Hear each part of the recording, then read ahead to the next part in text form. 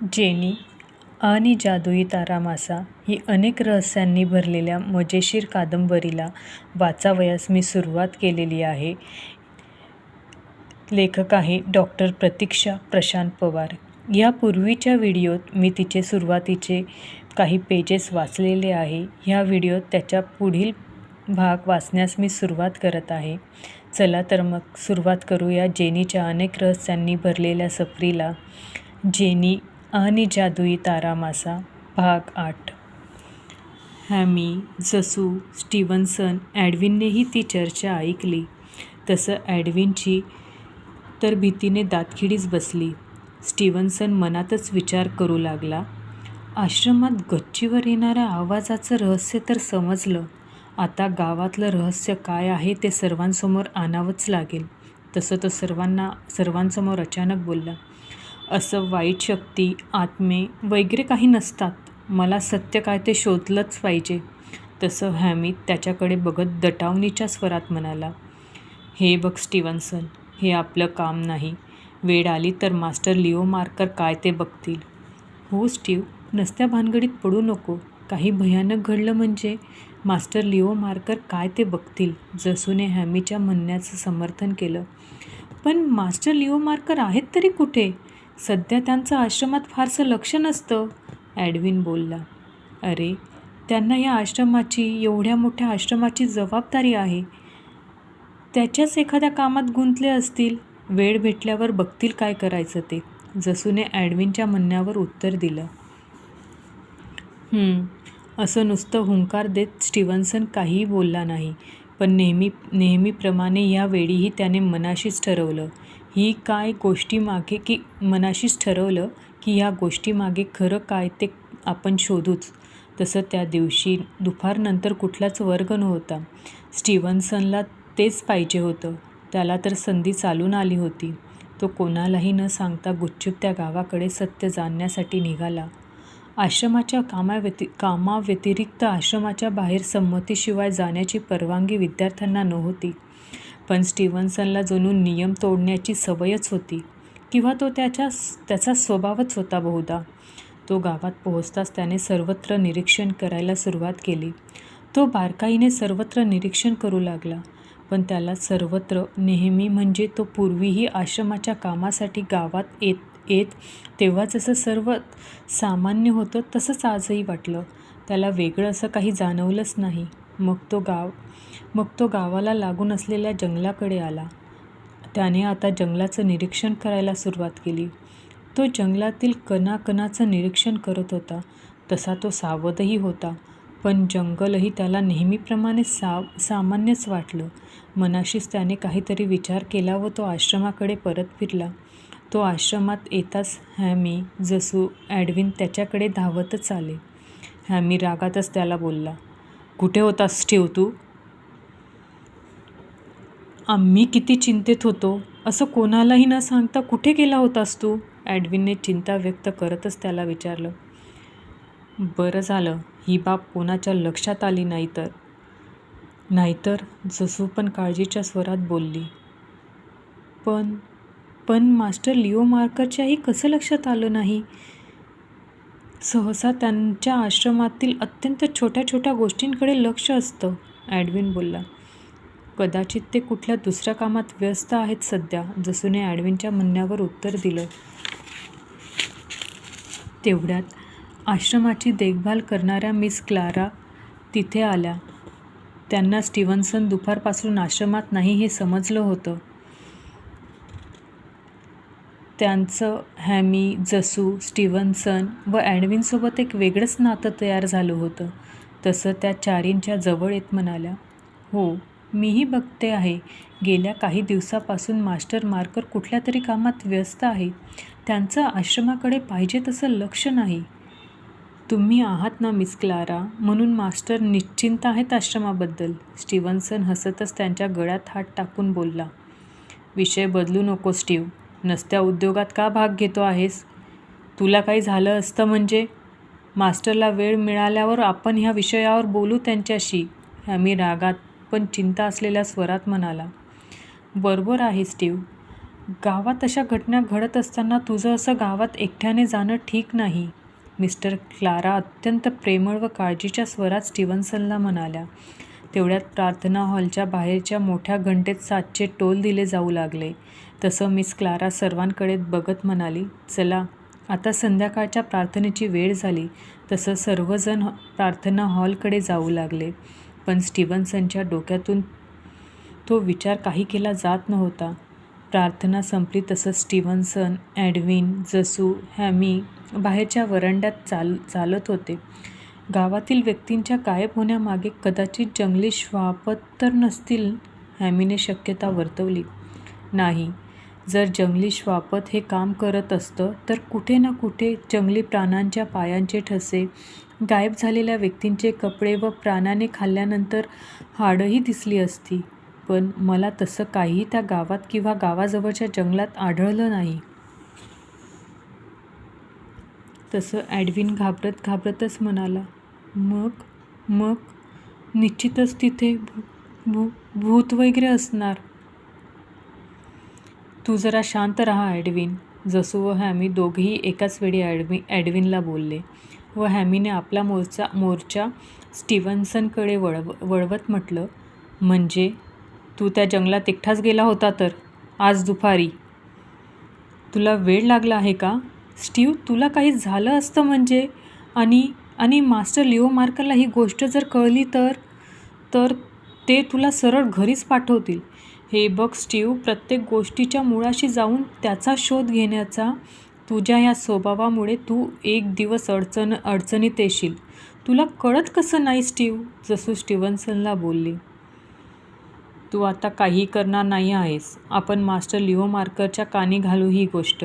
ते काय करायचं ते बघतील, हॅमी बोलला. पण मास्टर आहेत तरी कुठे हॅमी? त्यांच्यापर्यंत अजून एवढी मोठी गोष्ट कशी पोहोचली नाही? ते सध्या एकतर त्यांच्या खोलीत असतात, नाहीतर वाचनालयाच्या पायऱ्यांजवळ जी खोली आहे तिच्यात असतात, जिथे कोणालाही जाण्यास मनाई आहे, एडविन बोलला.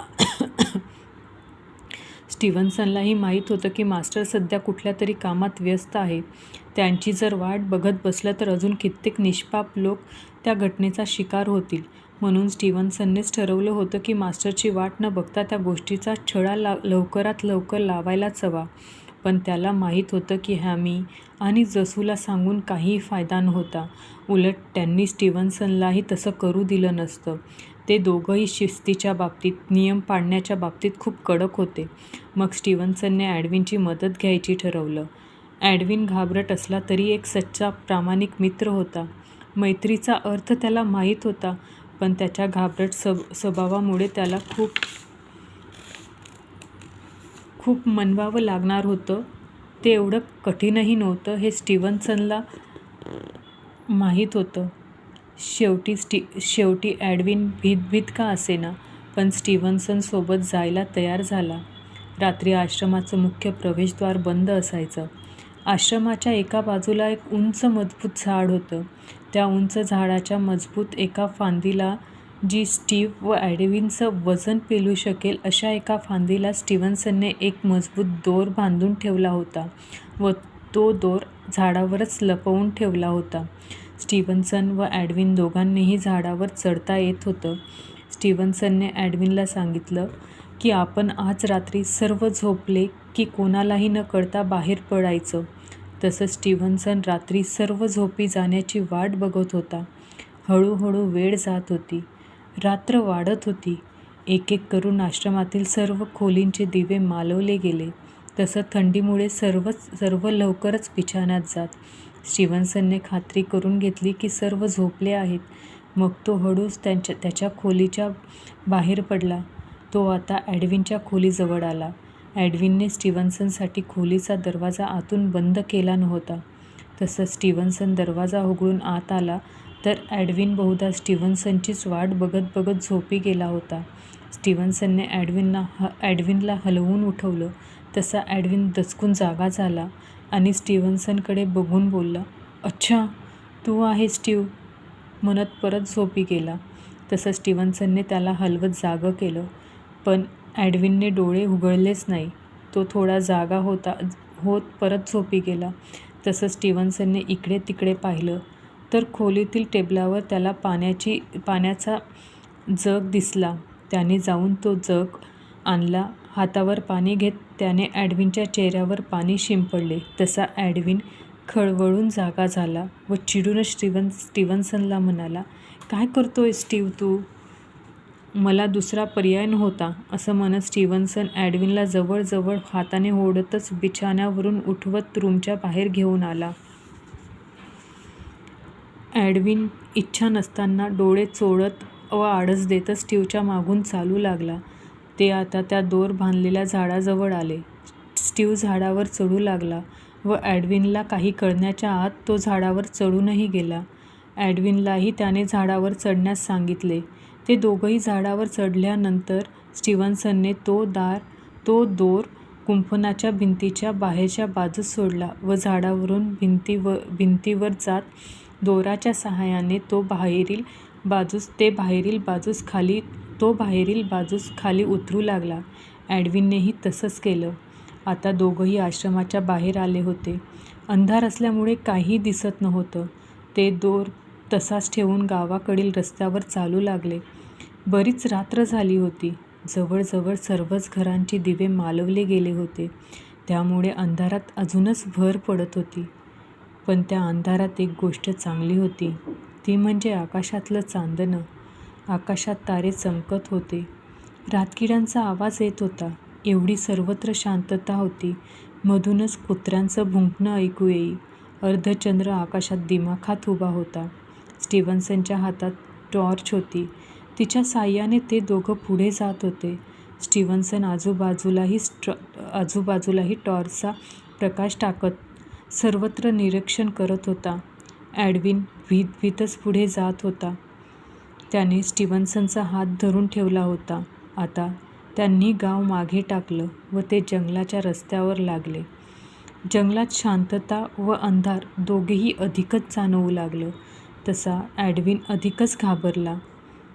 थोडं पुढं गेल्यावर एक उंच वडाचं झाड दिसताच स्टीव्हन्सन थांबला.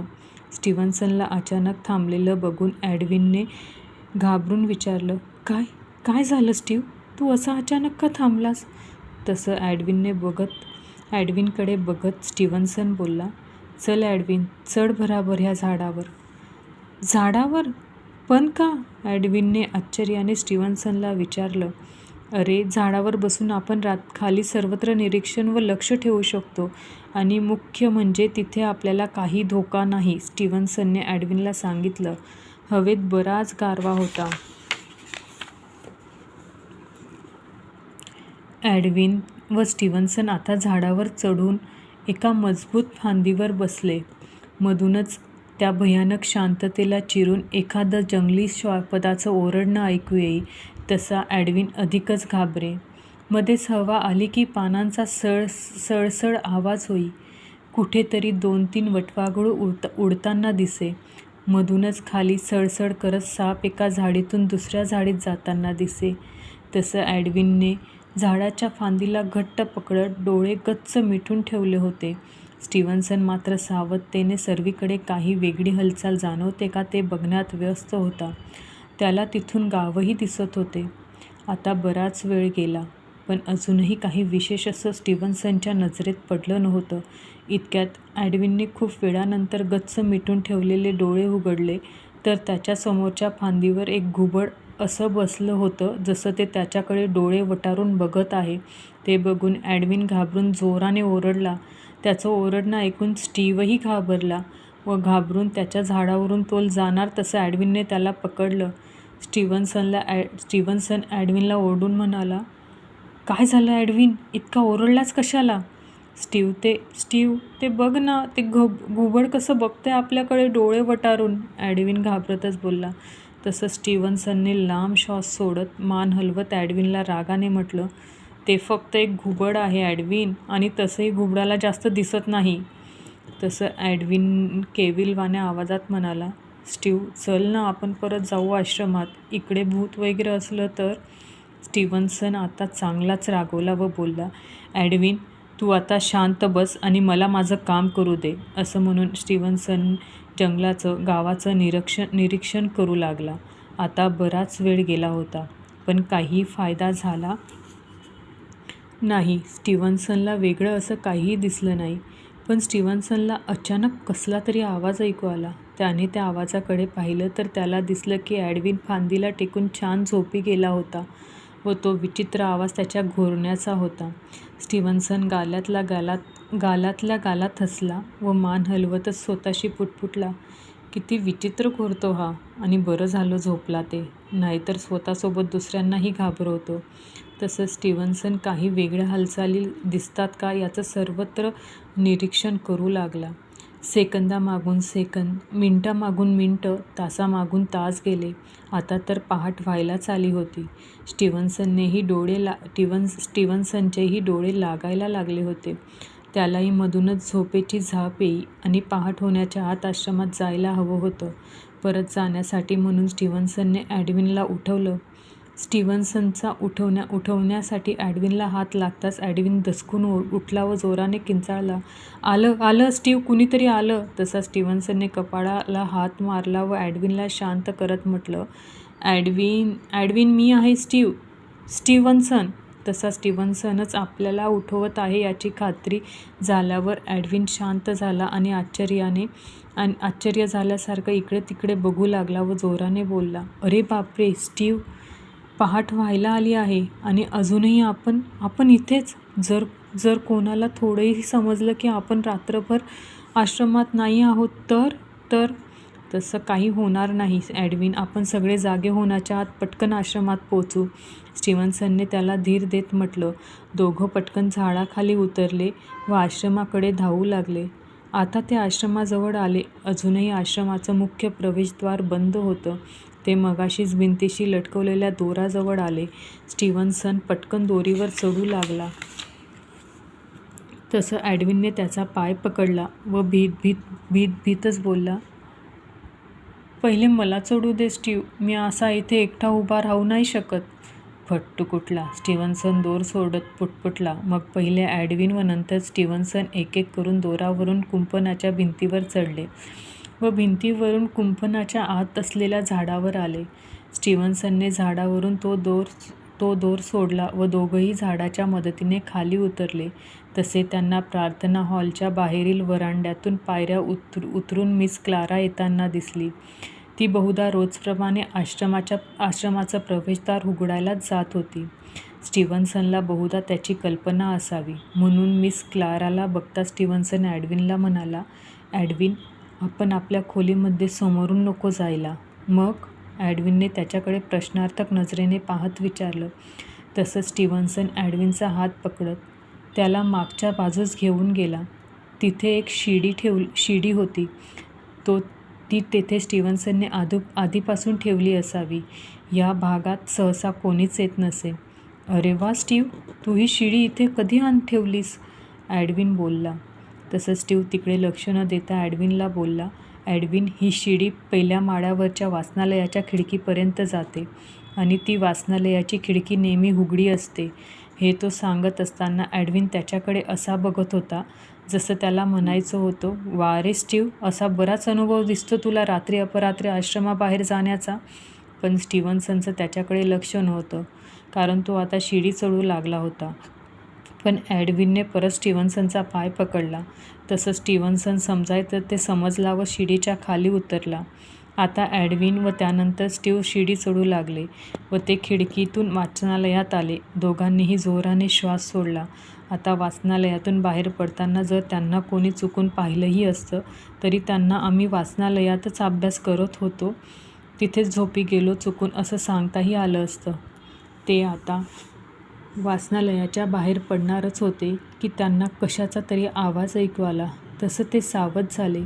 तो आवाज कशाचा आहे ते बघण्यासाठी ते वाचनालयाच्या दरवाजातून हळूच डोकावले तर ते दोघंही घाबरले. तिथे दुसरं तिसरं कोणी नाही तर आश्रमाचे प्रमुख गुरु स्वतः मास्टर लिओ मार्कर होते. ते वाचनालयाच्या पायऱ्यांच्या शेवटी म्हणजे शेवटच्या पायरीच्या बाजूला लागूनच जी खोली होती तिला कुलूप लावत होते. त्या खोलीत त्यांच्या म्हणजे खुद्द मास्टर लिओ मार्कर व्यतिरिक्त कोणालाही जाण्यास मुभा नव्हती. आणि असं ऐकण्यात होतं की मागील विद्यार्थ्यांच्या तुकडीत एका विद्यार्थ्याने खोलीत जाण्याचा प्रयत्न केला असता त्याला मास्टर लिओ मार्करने आश्रमातूनच काढून टाकले होते. त्याने मास्टरची पुन्हा पुन्हा माफी मागितली, पण तरीही मास्टर मार्करला त्याची दया आली नाही. त्याचं काही एक न ऐकता मास्टरने शेवटी त्याला आश्रमातून काढूनच टाकलं. म्हणून त्यानंतर आश्रमातील विद्यार्थ्यांचेच नाही तर आश्रमातील इतर कर्मचाऱ्यांनीसुद्धा त्या खोलीविषयी बोलण्याचं काय, पण त्या खोलीचा विचार खोलीकडे बघणंच सोडून दिलं. मात्र स्टीव्हन्सन त्यातला नव्हता. त्याला नेहमी त्या बंद खोलीविषयी प्रश्न पडे. त्याने बऱ्याच जणांना विचारलंही. प्रत्येकाने त्या गोष्टीकडे लक्ष न देण्याचा सल्ला दिला, तर काहींनी त्याला रागवून शांतही केलं. त्याने एक दिवस मिस क्लारालाही विचारले त्या खोलीबद्दल. तसं मिस क्लारालाही त्या खोलीबद्दल विशेष काही माहीत नव्हतं.